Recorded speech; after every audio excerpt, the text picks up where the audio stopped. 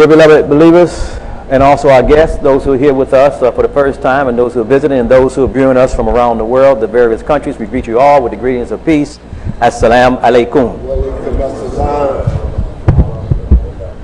Assalamu alaikum. Please turn off all cell phones until after Jumah. Thank you.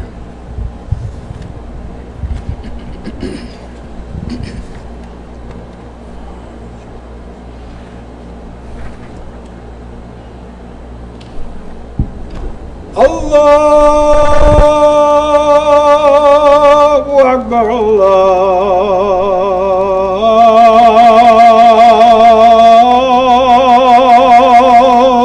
Allahu Akbar, Allahu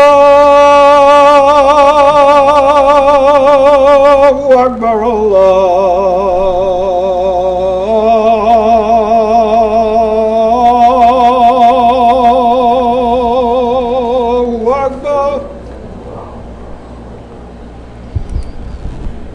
أشهد أن لا إله إلا الله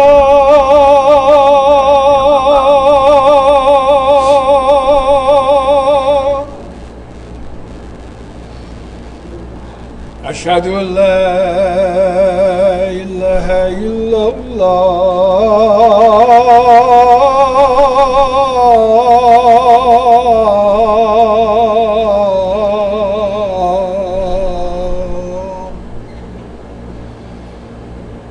أشهد أن محمدًا رسول الله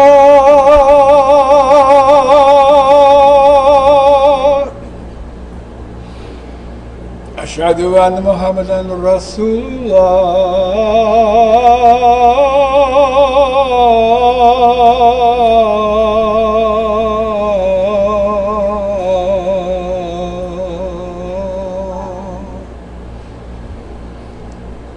حي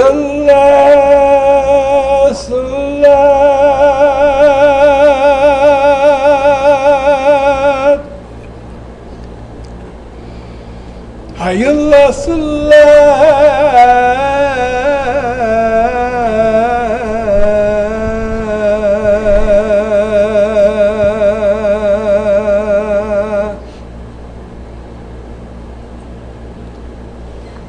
حي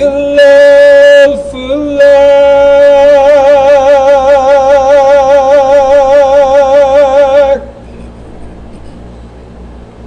حي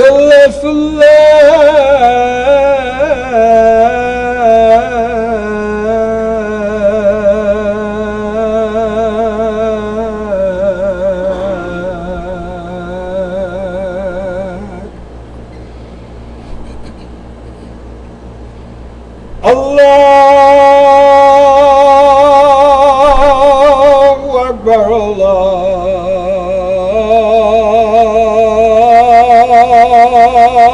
الله أكبر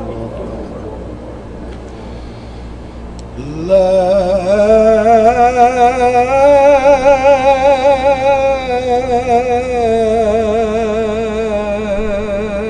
إله إلا الله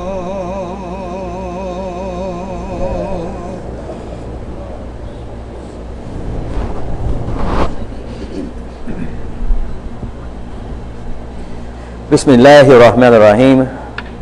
Alhamdulillahi Rabbil Alamin. Wa nahmaduhu wa nasta'inuhu wa nastaghfiruhu. Nu'minu bihi wa natawakkalu alayhi. Na'udzu billahi min shururi anfusina wa sayyiati a'malina. May yahdihu Allah fala mudilla lahu wa may yudlil fala hadiya lahu. Asyhadu an la ilaha illallah wahdahu لا شريك له له الملك وله الحمد وهو على كل شيء قدير وأشهد أن محمدا عبده ورسوله صلى الله عليه وعلى آله وصحبه أجمعين أما بعد قال الله في القرآن الكريم وما خلقت الجن والإنس إلا ليعبدون ما أريد منهم من رزق وما أريد أن يطعمني إن الله هو الرزاق ذو القوة المتين. Bismillahir Rahmanir Rahim.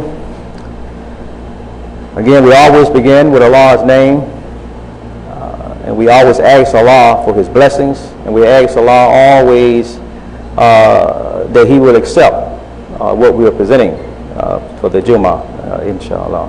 So we say Bismillahir Rahmanir Rahim, and we say Alhamdulillah Rabbil Alameen behind that, and again Ar-Rahmanir Rahim, and then Maliki Yawmiddin, and it goes with our Fatiha. So after we ask Allah for help, for assistance, we begin to give praise to Him. Complete praise, perfect praise, and thanks to Almighty God Allah. This is an imperative for us. He is again the Rabb, Rabbil Alameen, the Lord, God and Evolver, the cherisher, and the sustainer of all systems of knowledge, worlds that we have, you know. And Allah, we have to say this, and we are supposed to fulfill these obligations to ourselves, to our Creator, and we have to show Allah we thank Him. Have to show Allah we're grateful to Him. And Allah lets us know that one of the ways we say we're thankful is we have to repay the debt. We have to repay the debt, you know. And we know it's in simple language. When we owe somebody, and we say this often, if I owe you $100 and I say thank you, but I haven't paid you back yet, that means I haven't completed my thanks. My thanks is not complete. So we say that the complete and perfect praise is due to Allah. So if you didn't complete your thanks, then how do we complete our thanks to Allah? We make dua, we say thank you. We make our prayers, we say thank you. But how do we thank Allah? Allah wants us to know that the real way to thank Him is to do what we are obligated to do. Do what He obligates us to do, you know? And not just say it in words. Just to say it in words is not enough. No, just to say it in dua is not enough, you know? Are you paying Him back? Are you paying Him back? And again, you know, Alhamdulillahi Rabbil Alameen, Maliki Yawmiddin.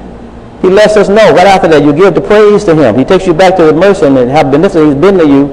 And then He says that He is the ruler. He's the king of the day, the yom, the day. There's a day of deen, of debt, judgment, debt. Deen and dain, it's the same root that's in the Torah, that way of life, the life that you have. Your deen in that is a debt. You have a debt. So there's going to be a day when the full recompense is going to be due. You don't have to wait. He tells us don't wait until that day, because every day is an opportunity to thank Allah and progress your life in a way that gives back to Him of that which He's given to you. So He reminds us of that in this, that this day is going to come, you know. So we have to look at it and say, what are you going to pay Him for? That's the first question. And again, He lets us know that even when we open up the Quran, those words are connected with life. Rahman, Rahim, the Arham, the wounds, is connected to life to tell us immediately that you didn't make your life. You didn't create yourself. We can go back to every single human being. They go back to human beings. They go back millions of years. They say that modern man goes back 200,000 to 300,000 years. You can go back there. None of them created themselves. None of them made their own life.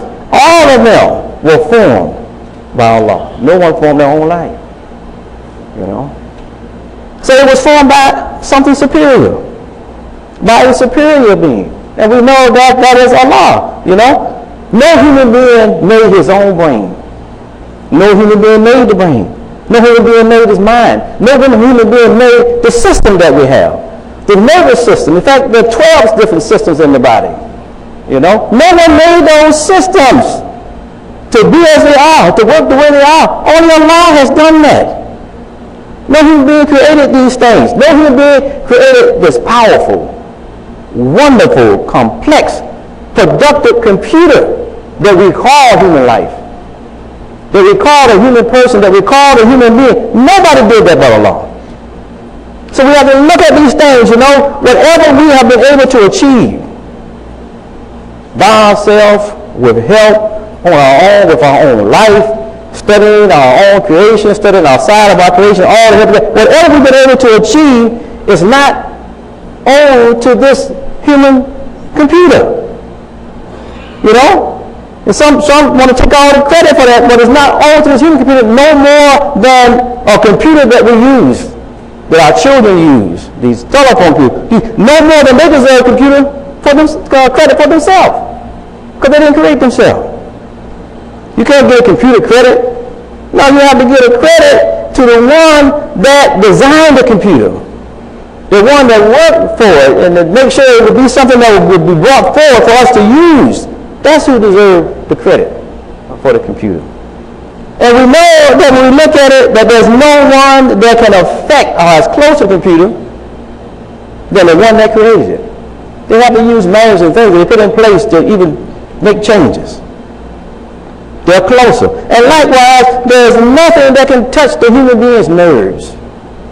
There's nothing that can touch the human being, the fibers, of your very being, like the one that created it. Allah, highly glorified is He. He wants us to think about these things. Like He says in the Quran, He says that Allah, He's close to us. And we hear it all the time. He's close to us in our jugular vein. He uses that language to let us know, and we have to think about that. We've been studying the jugular vein now. We know that's the artery now. That's the one that carries the blood from the heart to the brain. And we know that if it doesn't get to the brain, then the brain will die. It doesn't live. It won't have life. So He wants to look at these things, come at these things, study these things. So Allah is saying to us that He's closer to you than your heart, and He's closer to you than your own mind. He's closer to you than that. And we look at what Allah is telling us here. He's giving us so much more because He's saying that He is the one who gives us our hearts. We didn't give them to ourselves. He is the one who gives us our minds. We didn't give our minds to ourselves. Allah, He has done that. So He would have to be closer. He's closer to those things. That we're closer to them and that they're closer to us. We think they're closer to us because they're in our bodies. Those things are closer to Allah. And they're always seeking to be closer to Allah. Their petition wants to get closer to Allah because they know their Lord. He made them. Allah is communicating to us. And Allah wants us to know also that He is the one that attracts. He attracts the heart. And He attracts the mind. He's always trying to attract those things so that they will be more attracted to Him than they are to us. And the more that our hearts and minds are ignored from that path, they will suffer. Our hearts and minds will suffer. And we know that our prophet, praise and peace upon him, said that there's an organ that when it's diseased, the whole body is diseased. This heart, Allah, He's communicating to us, we're not supposed to even make our hearts closer to us and our brain closer to us than Allah. When we do that, that disturbs them. Because they want us to make Allah closer to us than they are. Because they're seeking for Allah to be closer to Him than we are. Allah sees closer to us than the jugular vein. When we go against the heart and the mind, and again, Ramadan was to how to help cultivate those things, to get us back to those things.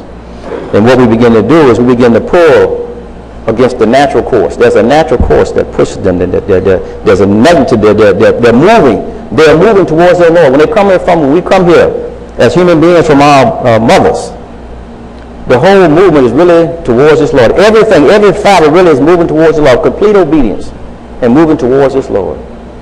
And it's when you get off that track, get off the track of moving towards a natural course, then you're going to cause some friction.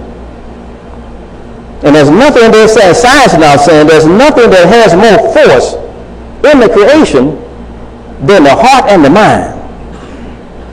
And so when you got something that has that kind of force, if you begin to pull it back from the course that it's on, you're going to cause friction. And when you cause friction, you know what happens? Those things begin to be destroyed by fire. And again, we just came out of Ramadan. It was supposed to be protecting us from the fire. these things that have our hearts and minds misplaced, so we can get them back on course, so we won't be destroyed, we won't kill ourselves. We will have the life that Allah Ta'ala has intended for us. So, making up for the debt. We have a debt. This is a time of debt, you know. So what does Allah want from us? He tells us that we really can't give him anything. He really doesn't need and really doesn't want anything from us, really. You know, but he asks of us that we be grateful. He asks of us that we be obedient. He asks of us that we acknowledge that he is the one that made everything possible. Everything possible. That we didn't do anything that we think we've done, we say, man has done this, turn up to him. He made it possible for even the man to even do that. He wants us to acknowledge that. To come to that conclusion and to divert those things, you know. That's the way we pay him back. We pay him back by saying thank you and then doing the best with the life that he gave us. Don't waste the life. Don't let the life be dissipated. Don't let the life become restricted. He created it to grow, to broaden. That's why he said he made it for you. He made it subjected to you, the whole of creation. So you won't have to be restricted. He wants you to look at that and respect that and see that, and he wants you to move upon the excellent pattern or nature. The nature that he's given you as human beings. You know, from him. From himself that he created it for. And we know that all nature is created by Allah. All nature is created by him. But Allah is not nature. He's not nature. We can never say that he's nature. Allah is above nature and he's independent of nature. So as Muslims, you know, we don't use language like God's nature. We don't say that. We can't say that. We can say the nature of his ways, but we can't say God's nature. Other people may use that. You know, we say God's self. That's what we say. His nafsi, his self, his nafs. Because nature, when you say nature, that implies that a thing was created in the world by Allah. When you say that, and everything that has a nature was created by Allah. So Allah, he governs everything. Which means that he has nothing governing his soul, nothing governing his nafs, because he created everything. He wants us to conclude that he is perfect and complete. We're supposed to give the complete and perfect praise, because he's the only one that's complete and perfect. So we give the complete and perfect praise to him, Almighty God Allah. And he lets us know that he stays that way. That never changes. That never changes, so it never changes. The praise will always be due to Allah. Because he never changes. It's always due to him. And we always have to be reminded about how we came. He lets us know that he's perfect and complete, and he is not like us, where we are indebted. From the time you come, you're indebted. But he's indebted to nothing. And he's indebted to no one. And he doesn't need anything. But we need things. We have a need. This is what Allah lets us know. So here we are this week. We know that independence is being expressed in this society. This is the week, and some will continue celebrating this weekend because for this country it occurred in the middle of the week. So how are we to look at it? We know Allah says in the Quran, he says, as we read in the beginning, وَمَا خَلَقْتُ الْجِنَّ وَالْإِنسَ إِلَّا لِيَعْبُدُونِ. Abd. To be servants. We are created for no other reason, no other purpose than to serve, to worship, to be a slave. And we know some have given that a bad connotation in the world today. But when Allah uses it, it has dignity. And it really is meant to be a slave only to him. But people have used that and made others slave to them. But Allah used it. He said, I lifted up my servant, talking about Muhammad sallallahu alaihi wasallam. He used Abd. And we know Abdullah. We all are Abdullahs, whether we have that name or not. We are to be servants of Allah. And we're to serve Allah. So he said he created us for that reason. And that tells us really, if we're created, he said jinn and men for that reason. That tells us that really in the smallest matter of creation, as minute as you can get, there is an inherent drive in that. It's something moving that, propelling that to accept something that was imprinted, some impression upon it, by its creator. And that thing that's in it is driving it to have an expression, but not just an expression, to have an independent expression. Everything in the creation of Allah created, it has this drive into it to be what Allah created it to be in every single thing, not just in yourself, certainly in you. There's something in you, and we ignore it sometimes. We don't become what Allah created us to be. We ignore that, and we see people all the time. They're wasting their life. We see people, they let their life go, so precious and so valuable, and we see it happen all the time. Well, Allah said that wants us to know that he created us to serve and say that we've been put in the world, each one of us, to serve his will and to serve his works. So we have to ask ourselves, how are we doing these things? What are we doing about these things? And we know we had what called the 21st century Imam, or one of the first one was called America's Imam. He, in understanding, he was saying that he commented and said, Allah created us with an aspiration for a divine will. And he says everything Allah created has in it his will and is striving upon that aspiration that's in their creation to be what Allah created it to be. And we know Allah said he turns everybody. He said everybody's turned to something. So we have to always try to find what is it that I'm turning to. Some people have found it and they're operating upon that. And some people still haven't found it. Some people live around and they go back and never find out that aspiration, never tap into that aspiration to which Allah gave for them. Each one has that. If Allah created you, you didn't create yourself, but he put in you something, an urge, an appetite, an aspiration for you to have your independent space. That's why I gave everybody their own fingerprint. No matter how many come and go, everybody their own fingerprint. It's independent. It's yours. That's your imprint. So he imprint on you for you to give the expression. When you put out, then that's an expression of you. They can't pull up and point to somebody else. It points to you. That's your expression now. This is what Allah is saying that he created us. And he wants us to know that his will, Allah's will, we always say, mashallah, his will manifests in his works. We look at his marvelous works. And his will also manifests in the creation. In the essence of everything in creation, we can see the will of Allah. You know, we're late as human beings. We're here in this day of the Jumah, really commemorating the creation of man. This creation of man. And we know the story goes that Allah let the angels know he's about to correct it. Inni ja'alun fil ardi khalifa. He's going to make a khalifa in the earth. And we know we're told that Adam was created. This is not Adam specifically, but we know he's talking about him, but all human beings as well. And you say he was created on the Friday. And this is the day of our Jumah. So this means it's time for us to reflect on this, to think about this. So we come to this Jumah on this day that the human Adam was created.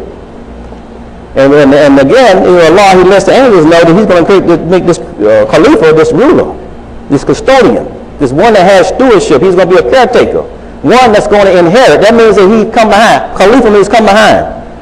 You know, they say the earth is 4.6 billion years old. The first form of life came even a billion years after that, 3 point something. And that was just very microscopic type bacteria and stuff like that. Human life comes many billions of years after that. You know? And then it goes to different stages. And then they got the Homo erectus, that's even before Homo sapien. Homo sapien, now they say goes back 200 to 300 maybe, 1,000 years. You know? So we look at all this time that's taking place, and we look at what Allah is saying, and he's going to inherit, he's going to create an inheritor to come behind all of that. And this is the 6th day. This is the last day of things that have been created in the scheme of things. And we know a day to us is not the same as a day to Allah. But it's consistent with Scripture. Torah, Injil talk about 6 days and what was created before. We find everything, all the other matter, and then we find human on this day that we're on right here, this day of Jumah, this 6th day, commemorating that. And then when Allah says, he says, Ja'ilun. Now he speaks to the angel, it means that he's going to start something towards its completion. Start something towards the destiny that he intended it for. You know, not that it's going to be, some people think we just fashion, all of a sudden it's already there. No, I just give you in the scheme of time. You know, Allah wants us to see, we have a scientific mind now to see that it didn't happen like the fairy tales that some of the other scriptures have given us, and how some people have interpreted things. These things happen over time. He's making. And you know, we come from when he said things go in stages. So Allah wants us to see these things and look at what he's doing and try to help us. And Allah said, we come from the birth of our mothers, then again the brain begins to be turned on. And that's the 9 months. 9 months we come out and the brains be turned on. We was in the womb for 9 months this past Ramadan. He put us back in the womb. So we come out of that womb, now our brains will be turned on. And we're in the 10th month now. And we're supposed to be conscious. Again, 10 meaning conscious. We're supposed to be conscious of life. Of life. The 9 is about the life. But what makes us who we are, the Homo sapiens, that's the intellectual being.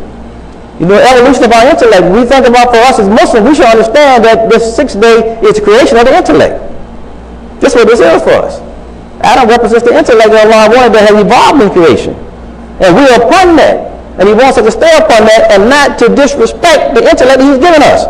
To work against the intellect. To take constant against the intellect. No, to build our life upon that he gave us that nothing else has for us as human beings. You know? Allah lets us know. When we look at life, he says that everything that he brings in, he says, in it there's a motivation to excellence. And we look at things outside of ourselves. You know, look at flowers, plants, birds. And say, look at all these things. We do everything, even outside of ourselves. There's something in there that's this motivation to excellence in everything. Again, not just in ourselves. Allah wants us to look at the creation and understand these things. That everything has, and there's a motivation to excellence. Even in you. There's a motivation to excellence that's in you. Don't deny that. Don't try to push that away. Everything begins from simple form. Simple form to less simple form. This is the high creation. Our mind as intellectual beings now. We go from more independent form to less dependent form. This is the nature, you know, the mother, you know, we see. We come from the mother, eventually, you know, get a couple of years old, we hold her hand, the hand let go now. You don't need to hold her hand anymore. And other things, all these different growth stages go. They begin to do things on their own. They're not as dependent as they used to. And their whole goal is to help them to become independent. This is how life is. I want to see how life is. To go from less attractive to more attractive. Things, they don't look so attractive when they first come here. But they become more attractive, you know. Again, all life, not just that, but he wants us to see these things, to understand these things, you know. As when life comes, it grows and it progresses from a lesser to a greater. You go from smaller to big, from inferior to better. This is the nature of things, you know. Again, from dependency to less dependency. And Allah wants to understand that. We go from poor performance to better performance. As things begin to develop, we want to get better and better and better as we begin to have these trends in life. So these are messages for us that we always want to improve. We should never be satisfied. Once you become satisfied, you have died to the motivation that's in you. You're supposed to always keep striving to do better. There's always room. So the biggest room in your house is the room for improvement. There's always room for improvement. You know, it's a whole lot. Nobody has gotten it all. Nobody's captured it all. Nobody has defined it all. It's too much. So keep moving. You'll never capture it all. You'll never get it all. You'll never define it all. So Allah said, keep striving. Always go for that that's bigger. Because he's bigger. You'll never reach that. He's bigger, but keep going. Because he created you to aspire for bigger, better, and greater things. Everything has this path. You see? But we know that the human being, we benefit the most. That Allah reminds us. He reminds us in the Surah 10, you know. He said that we're also subject, because we benefit the most, we're also subject to suffer the most. Or we're also subject to be degraded the most because of the same freedom that we have, the same independence that we have. And we see it happening in life now. People have this freedom and independence, how they degrade their life. They're suffering, they're struggling. You see, because of the same independence, you know, we have this limited freedom of choice. You know, things that take our life from a direction of progression to regression. You know, Allah, he let us know even in the interest of even divine justice. In divine justice, even in this society right here, we found that people that was degraded so bad externally. How those who oppress, as part of divine justice, Allah, what he does is he begins to cause them to regress in their thinking. And he calls those who were oppressed to advance in their feminine intellect. And we see that. We see here stuff has hurt the society so bad, we say the weaker society, when they saw an African American become the president. You see, how one who's degraded, representing that group, him and his wife, we know his wife certainly coming from African Americans, and they end up in what they call the White House, which it wasn't originally called that. But for them to see that, it shows that's divine justice. He had an intellect that none of them could touch. They couldn't touch it. And they said they couldn't give him a second, they couldn't let him make a second sajda. They couldn't let him make that. We make 2 sajdas. They said they had to stop him from making the second one. See, on the first one, you begin to think that you did that. When you go into the earth, connect with the earth, when you come out, we begin to think, we think and take pride and think it's something that we did. No, we have to take a second sajda. And the second sajda, and now you come to the realization that Allah did. You didn't do anything, Allah did this.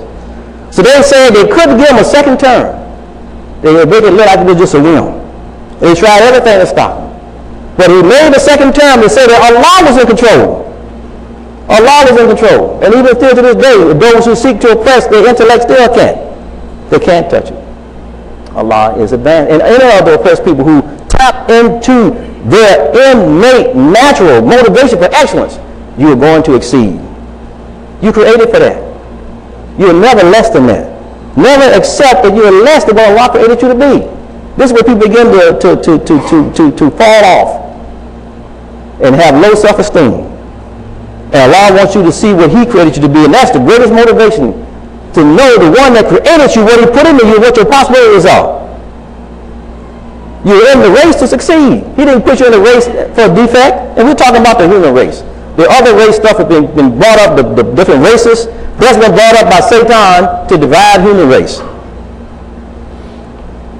Allah wants you to be a benefit to the human race, and you have value. What up there, answer everything, house of collective task. We have value. No.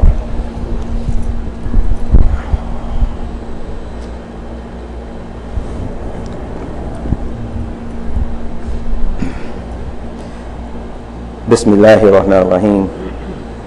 Wa salatu wa salam ala rasulihi kareem Muhammad sallallahu alayhi wa sallam.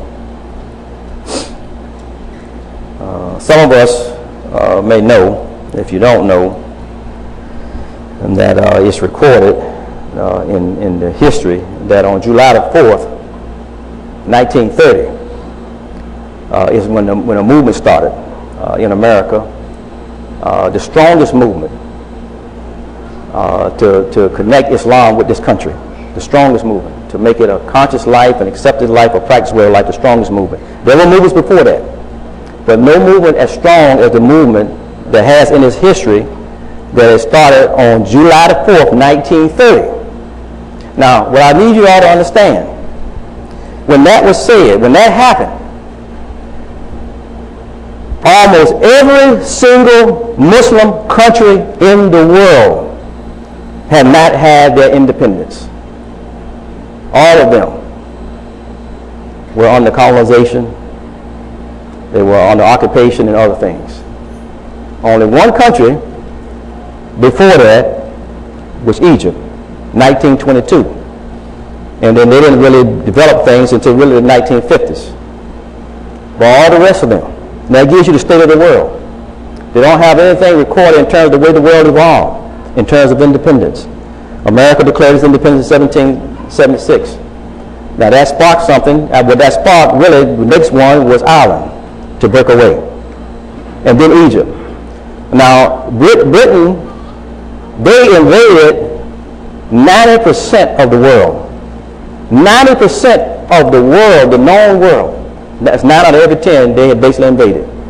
That's a significant population. So you figure that those two, you can look at the rest of those again, have not come out yet. Now we find Haiti, that was the first one. They say the New World came out 1804. African, they say that's the first African nation in the New World came out. But look again. Now I'm saying this to say that we have to look at what Allah does. People say they want to say about it and how things happen. But this language, the strong language that I came on there is that we started this community. The one that came from those lands that were still occupied. And he said that I came on their Independence Day to help you come into the independence that Allah created you for. And he said that Islam is freedom, justice, and equality. That was the definition of Islam at that time. And they didn't have the whole picture of Islam, but that was definitely the essence of what Islam has done and what it does and what's in the Quran for understanding. To free human beings, bring about justice and fairness, and to show the equality of all human beings. That began to start here. And that movement, and some were saying, why didn't the Muslim world come and respond to these people who didn't have the complete picture of Islam? Many of them were still having trouble. That's what you all have to understand. Many of them were still having trouble. They were still being cut up. They're still trying to struggle with their life that had been affected by colonization, by invasions, by crusades, all those different things. And they were messed up. Many of them were messed up. And even today, I was looking at an Imam out of one of the prominent countries now, giving a talk 2 weeks ago. It's really bad, the kind of things that Imams are saying. Prominent Imams, real scholars. The kind of stuff he's giving common people that doesn't help their life. Got them dreaming and working on trying to get out of this life to get to virgins and stuff. This is the kind of conversations that they're giving. I couldn't believe that we hear these kind of talks given from lands that many of you come from. That these are some of the kind of talks that are given. But we have to understand and accept the impression that Allah has put here on this country here. And I know we've looked at a lot of the debates that's out there now, all the many debates coming from many of you on the floor and in this country from Muslims saying, why are we thinking about want to participate in this 4th of July independence? And this is some of the talk. And they go back and they cite Frederick Douglass' speech, etc., and things that he said on Independence Day. And of course, you've got to keep in mind that when he gave his speech, the Emancipation Proclamation hadn't taken place yet. There was still slavery. He was free. He got away, went north and was free, but the people were still enslaved. So he gave a serious message that to address a lot of it. You celebrating independence, you still enslaving people, But we have to look at, again, I want you to look at the evolution of the independences in the world and how America started. And it was the first one that's declaring independence. They don't have anything recognizing in the history of countries breaking away and declaring independence, making that kind of strong statement and fighting for that independence. And then they put a doctrine in place. And we can't dismiss that the founders, many of them were studying the Quran. And we know Thomas Jefferson, Madison, Adams, many of them studied the Quran. We don't hear about all of them. The one that's made famous is Thomas Jefferson. And he brought his a decade before America declared its independence. He brought the Quran. We know he brought it before them. We don't know how long he was studying it. But we do know he purchased it a decade before America declared independence. And he was the one that was tasked to have the heavy hand on that document. And the words in that document, what we have to understand. Let's look at the words. Don't look at what is happening, because America, I grew up in the projects. I'm from the projects. Some can identify with that, and I'm saying it to say this, that we didn't have a lot. My mother would buy shoes for the children, and I was one of them that was bigger than our feet, because she didn't have money to keep, kids, their feet grow faster. And she didn't have the money, and father was killed in New York, and she didn't have the money to keep buying shoes every time the foot would grow. So she would buy them too big, and my foot would have to grow into those shoes. And so this what was put in place for America, the document that was put in place was like a big pair of shoes. My foot didn't fit those shoes she bought them from me, but it was to grow into that. When that document was put in place, in that document, the things I'm telling you that Allah put in the nature of a life, America as a life, when they were studying the things they were studying, the words they put in there, we have no contention with those words. In fact, we find it to be 100% consistent with Islamic teachings. We hold these truths, not falsehoods, we hold these truths to be self-evident. Self-evident. Every human being, you come to that conclusion, children come up and you can see it in them. That there's things they have to do for themselves. There are things they have to do for themselves. Self-evident that all are created. All are created. Not accidents. Equal. They recognize, that document recognized sameness for all people. They didn't say Americans, all Britons. No, it said all are created equal and endowed. Same thing Quran said. Endowed by their Creator with certain, it didn't mention all of them, certain inalienable rights. Inalienable rights, they're inalienable. You can't take these from them. You don't have the right because you didn't give it to them. And we see countries now trying to exert the right to take these things away from people. They don't have the right. By virtue of them being created by their Lord, they have a right to life, liberty, and the pursuit of happiness. So who are you to take away something, to try to take away something that Allah has given the human being by right? You're supposed to try to facilitate every need for them, to pursue those things. But yet we see we're in a society today where these things are being denied. We're speaking. People are mobilizing. Here's a country here where people came to this country because of persecution. And they didn't want their life to be subjected. Why did they fight? Why didn't they stay a colony? What drove them to want to break away? You see? And then some of those same things we're seeing in people who are coming here now. The same aspiration that drove people that are suffering grave persecution. And this was supposed to be a land to facilitate that aspiration of every human being. It was so strong. The document was so strong that they began a movement started across the world. And then we start seeing these independence, people fighting for independence. And then a century later, it was so strong in America that France sent the Statue of Liberty, had that done as a gift, a Statue of Liberty for this country, to let people know that this is a place where you can come if you're being oppressed. You can't make it. And they put it there only once people can see it. And they had it as like a light to be for a place of enrichment and enlightenment of your soul. That was put in place. And we have progressed. There has been oppression and freedom of people along the way. We never got into African Americans. We're descendants here. This community is produced by descendants of enslaved African Americans. You know, we know what happened to the Indians. You know, we know what happened to Japanese, also the Jews and others. You know, but still, we went to this document right here. You go back and look at the Civil Rights Movement. They went to this document right here to call the attention to what was in place. And we begin to get more movement. These words are strong enough to alert consciousness in the people. There will always be more people, because this is an aspiration of the human soul. There will always be more people who want the foundation of this document in this country than those who work against it, who want to see it as just being a country of one race that dominates. Allah never wanted that, and you all have to understand how Allah works. When this document was created, they brought Allah into it. They brought Allah into it. They put His name into that document. And any time you bring Allah into it, now you obligated Allah. And when you brought it in and you brought something, you said something true, you obligate Allah to manifest that you said in the document in His name. And that's why we begin to see progression in the country. It's not over. It's not late. Even what we're seeing right now is to wake us up. Is to wake up what's in the human being.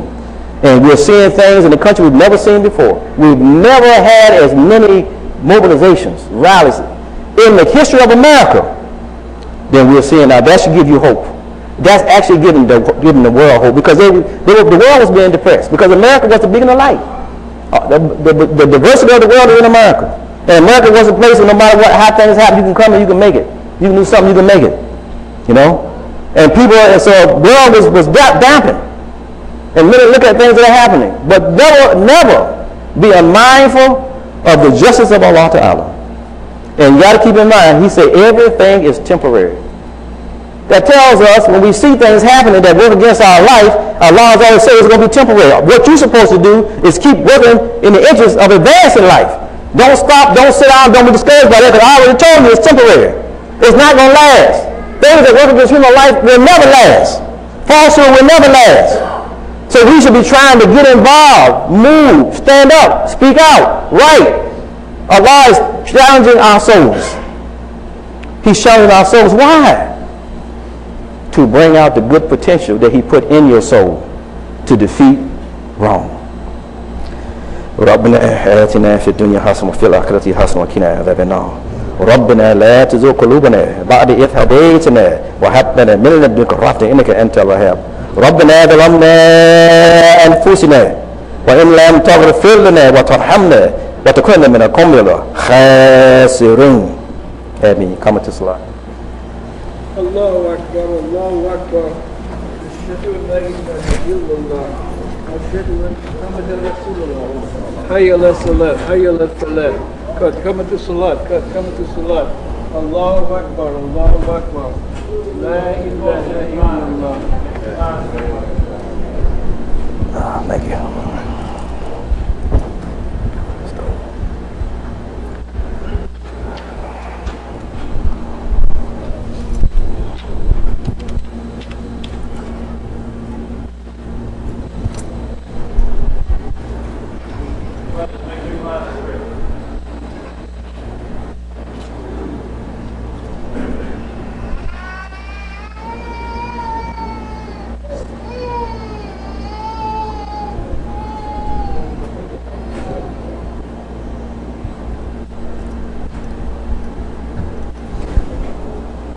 الله أكبر الله أكبر.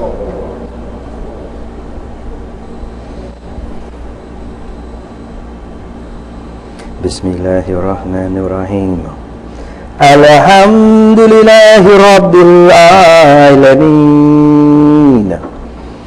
الرحمن الرحيم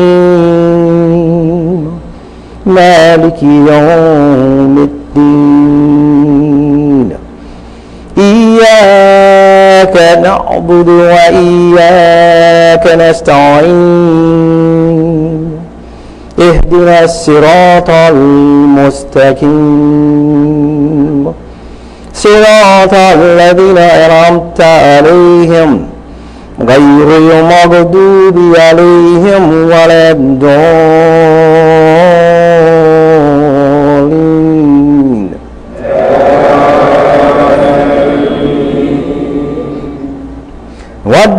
والضحى والليل إذا سجى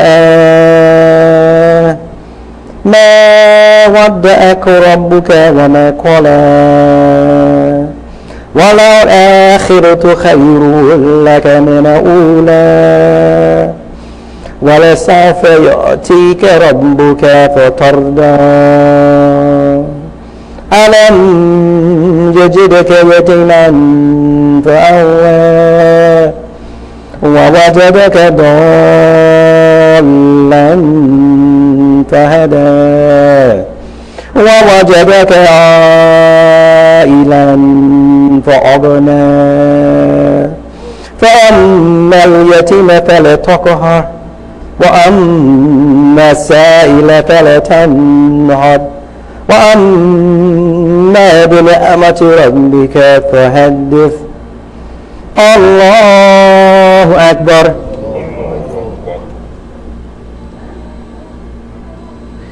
سمع الله لمن حمده الله أكبر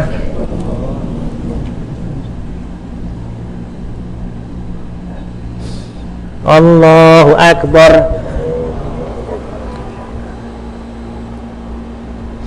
الله أكبر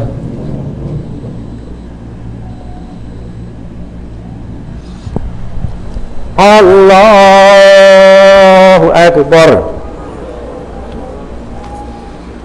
بسم الله الرحمن الرحيم الحمد لله رب العالمين الرحمن الرحيم مالك يوم الدين إياك نعبد وإياك نستعين اهدنا الصراط المستقيم صراط الذين أنعمت عليهم غير المغضوب عليهم ولا الضالين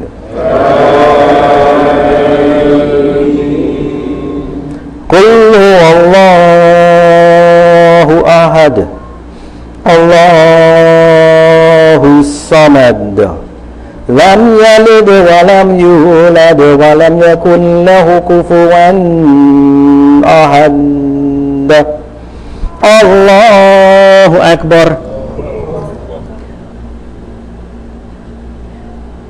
Sami Allahu liman hamidah.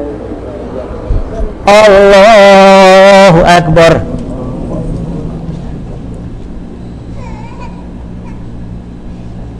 Allahu Akbar. Allahu Akbar.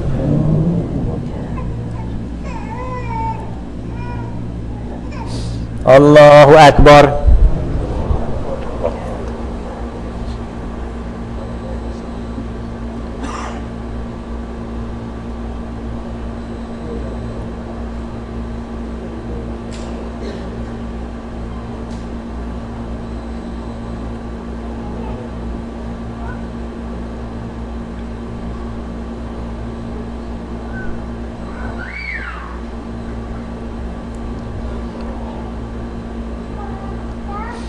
Assalamu alaikum wa rahmatullah. Assalamu alaikum wa rahmatullah. Allahumma anta as-salam wa minka as-salam tabarak ya jalali wal ikram. Al-Fatiha. A'udhu billahi minash shaitanir rajim. Alhamdulillahi rabbil alamin. Ar-Rahmanir Rahim. Maliki yawmiddin. إياك نعبد وإياك نستعين اهدنا الصراط المستقيم صراط الذين أنعمت عليهم غير المغضوب عليهم ولا الضالين آمين. Takbir! Allahu Akbar. Takbir! Allahu Akbar. Takbir! Allahu Akbar. That's it. Let's have a few announcements. We're going to be having a community meeting on July the 29th. We've been making progress on both projects on MLK and also on the expansion here. So we'll be giving you updates on that as well as all the things that have been going on since our last community meeting. So it'll be on July 29th. Inshallah, I hope to see you all here. We do have also tickets for tonight for the baseball game. Anybody need tickets? We have a few left. The game tonight at the National, 7 o'clock. If you want to take yourself, your family, come see me after Jumah. See the office downstairs. We are looking for volunteers for share food distribution. Volunteers who can help out once a month, just once a month, with a variety of tasks and also doing some deliveries if possible. But see Sister Alva, 202-716-2287. I'll leave your name downstairs, the phone number, and we'll get that to her if you want to volunteer. Just once a month again, one day a month in the mornings. We're packaging up foods, picking them up, packaging them up. And you got Brother Manuel right here, devout worker. We appreciate him greatly, and we make prayer for him because of all the work he does as well. But see him too. He can tell you what some of the muscle. We need muscle. We have a lot of seniors, and he's older himself too. We have a lot of seniors. We need some of the younger folks to help out with to get these groceries to these people. And it's a good program. We've been doing the program for 13 years now, making sure people get groceries at a very cheap price. You know, so you get bags of groceries for a very cheap price, and some are sponsored. And some pay that small price and they get groceries. So let's help these people out. It's a good program. It's getting us to share program. This is the 13th anniversary of this program. There's a new Africa writing contest, prizes, and also publications. So you can go online. It's the Kitab Literary Journal. Visit the Kitab Literary Journal. www.kitabliteraryjournal.org. And if you want to, and please, we encourage you, please, to get involved in this exciting new contest, new African writing contest. Go and look at it on that line. We're trying to do a business directory now. If you're in business, regardless of what your business is, you're invited to list in the Mestre Muhammad Business Directory. It's going to cover the DMV, and we want your business in there. We want to start making sure that we think about our Muslim businesses first. Before we think about anybody else, we want to have at least something that we can go to that directory first if we need help in something. And we need Muslim businesses to also step it up and don't shortchange people. And that happens sometimes, so we have to say it. So we have to have excellence in everything that we do. And don't shortchange your Muslim brother or sister when they come to you. but we're going to push people to you. And again, if you're a business person, we also have on the wall downstairs, if you have a business card and you want that information to be in the directory, put your business card in there. There's a placard on the way out the door downstairs. Put your business card in there so we can get your name. But you can contact Hiram Russell, who owns Blue Boy Printing. He's one of the ones over it, and also Muhammad Abdul Malik of Peppermint Painting. They're working that project right now. We hope to put it out real soon. And so we'll update it accordingly, but we want to try to get as many as we can in the first publication and make sure everybody get that and look at that and start looking to Muslim and support our Muslim communities first. Get the bulletin, please. We have a lot of people that are sick, ill, can't make it out for many reasons. We need you to look at that and make prayers for them and go visit them. It's their right to receive visits. It's their right as your brother and sister to call and visit, etc., whatever you can do. But look at that list and help them. The Cub Scouts and Boy Scouts are going to have a meeting today after Jumah. So you should see Mansa Musa, who's over the Scouts. He should be downstairs with a table.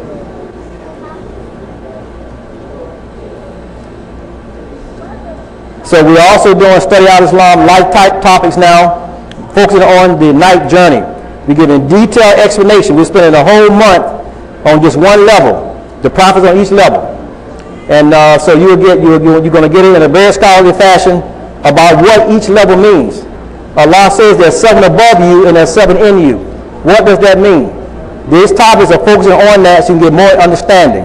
It's the first time we had this detail of a study session on each level in the Ascension. The Ascension itself, we're studying that and we're speaking on that and we're studying each level to understand what each level means and what each prophet represents. So you can go, it's a teleconference every Sunday at 10 a.m. Get the bulletin and get the phone number so you can call in and listen in as well. The presenter this week is going to be Sister Anissa Dewan. Will be presenting. I think she's still talking about the Ascension right now. This whole month has been dedicated to the Ascension itself, what it means, etc. Family game night, please participate again. Bring your family out. We're trying to do things for the community. July 28th, we do it once a month, 4 o'clock to 6. Come on out and participate with the community. Bring some of your favorite games and share or participate with others. So again, that's on the 28th. Come on out. There's a play called Not Without My Hijab. It's going to be in New York. I think it's next week. They got a bus. It's only $90 to cover the bus trip up and back and the price of the ticket for the play that's going to be in New York. The bus goes and comes back the same day. And tickets are $90. And if you're 10 to 18 years old, you get 11% off of that price. Again, so email momnetworkusa@gmail. Mom, M-O-M, and network USA. We hope that you all will participate if you can. Support that trip, go up and come back. Also, we're doing, for the first time, some of you may have heard me mention July 30th, July 4th, 1930 in terms of community started.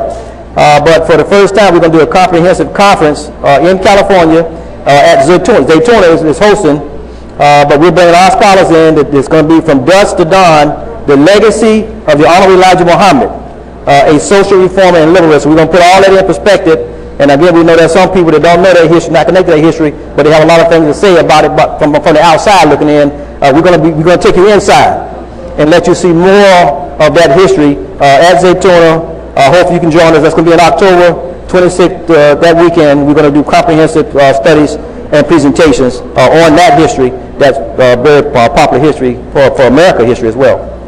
I do have a statement that's in the bulletin that was read last week about the immigration piece. They left it in there so you can hear our position on what's happening. And we continue to stand, mobilize, speak, join the groups because we got to. Our own soul propels us. We have an obligation when we see wrong to oppose it. We have an obligation, I'll say it again, when we see wrong to oppose it. If we don't oppose it, then we're going against the orders of Rasulullah sallallahu alaihi wasallam. He said, you first oppose it with your actions. If you can, use your hands. If you can't, you speak. If you can't, if you find no way to do that. He said, if you find no way to do that, then you least hate it in your heart. And he said, that's the weakest. So if there's a way for you to speak, if you can join voices and speaking, you're supposed to speak. You're not supposed to take the lesser. If you can do something with your hands, get out here and move and help and whatever, you're supposed to do that, and not the lesser. Only if you can't do the first, you go to the second. If you can't do the second, you go to the third. And there is no fourth. If you go, the fourth means that we disobey him. And we don't want to disobey Rasulullah sallallahu alayhi wa sallam. Assalamu alaikum.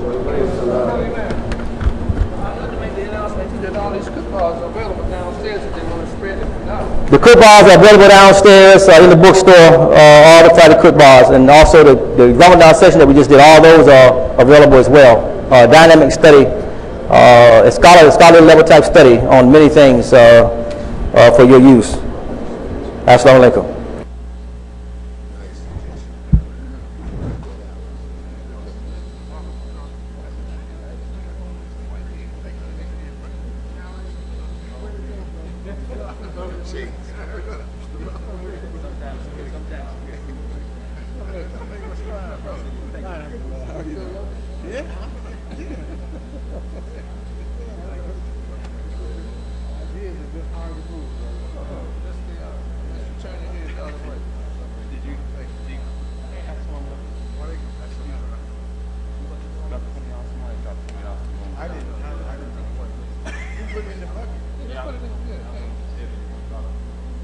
Someone did.